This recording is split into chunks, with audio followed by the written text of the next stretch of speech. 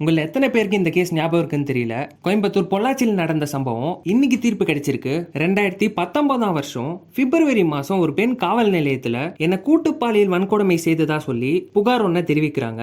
அதை தொடர்ந்து விசாரணை செய்ய தான் தெரிய வருது, இவனுங்க தனியால் இல்ல, ஒரு கும்பலா சேர்ந்து இளம் பெண்கள் மற்றும் கல்லூரி பெண்கள் கிட்ட பேசி அவங்கள தனிப்பட்ட இடத்துக்கு வர வச்சு அவங்கள தப்பா வீடியோ எடுத்து மிரட்டி அவங்கள கூட்டு பாலியல் வன்கொடுமைக்கு ஆளாக்கியிருக்காங்க. இதை இவனுங்க முழு நேர வேலையாவே செஞ்சுட்டு வந்திருக்கானுங்க.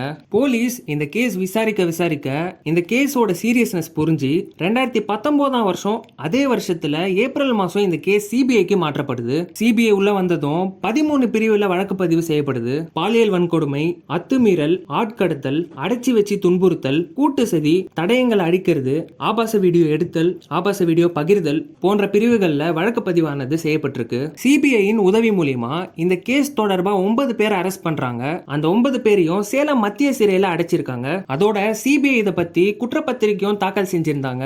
அதுக்கப்புறம் 2025ல இப்ப அதுக்கான தீர்ப்பை கொடுத்திருக்காங்க. 76 குற்றச்சாட்டுகள்ல 66 நிரூபிப்பு. நீதிபதி நந்தினி தேவி அந்த 9 பேரும் குற்றவாளிகள் தான் அறிவிச்சிருக்காங்க.